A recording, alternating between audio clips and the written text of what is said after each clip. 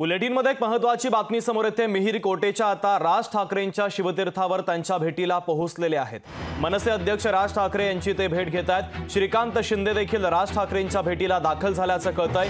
उमेदवारी जाहीर झाल्यानंतर नरेश म्हस्के देखील आता भेटीला चाललेले आहेत। महत्त्वाची आणि मोठी बातमी आपण पाहतोय। शिवसेनेचे उमेदवार आता मनसे अध्यक्ष राज ठाकरे यांची भेट घेऊन त्यांच्यासोबत चर्चा करणारे मिहिर कोटेचा सध्या राज ठाकरेंच्या शिवतीर्थावर त्यांच्या भेटीला दाखल झालेत। तर खासदार डॉक्टर श्रीकांत शिंदे देखील राज ठाकरेंच्या भेटीला दाखल झालेले आहेत।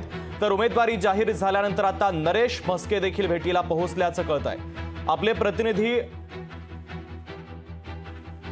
स्वप्नील जाधव आपल्यासोबत जोडले जातात। ते आपल्याला बातमीच्या संदर्भातले अधिकचे अपडेट देतात। स्वप्नील, सोम, नक्कीच आपण या ठिकाणी पाहतोय महायुतीचे उमेदवार मनसे अध्यक्ष राज ठाकरे यांच्या भेटीला शिवतीर्थ येथे दाखल झालेले आहेत। काय तर निवडणुकीच्या दरंगोममध्ये अनेक नेते हे राज ठाकरे यांच्या भेटीला आले होते। यामध्ये आता 3 उमेदवार जे शिवसेना शिंदे गटाचे 2 उमेदवार आणि एक भाजपचे उमेदवार या ठिकाणी आलेले आहेत। उत्तर पूर्वचे उमेदवार मिहिर कोटेचा हे सुद्धा शिवतीर्थावर पोहोचलेले आहेत। दरम्यान महायुतीला हा मनसेने पाठिंबा दिलेला आहे। त्यामुळे महायुतीमध्ये प्रचारादरम्यान कोणकोणते मुद्दे महत्त्वाचे आहेत, भारतीय उत्तर भारतीयांसंदर्भात असतील, मराठी माणसांसंदर्भात असतील, यामध्ये कुठेतरी मनसेची सक्रिय भूमिका राहावी यासाठी चर्चेसाठी खरं तर हे 3 उमेदवार आलेले आहेत।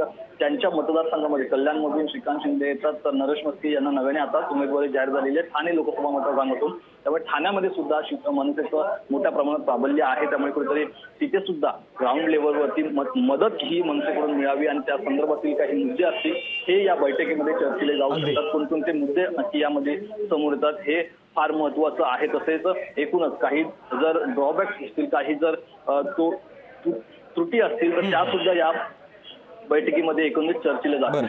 अगदी स्वप्नील, महत्त्वाचे अपडेट या बातमीच्या संदर्भातले पोहोचवलेले आहेत। तुर्तास धन्यवाद।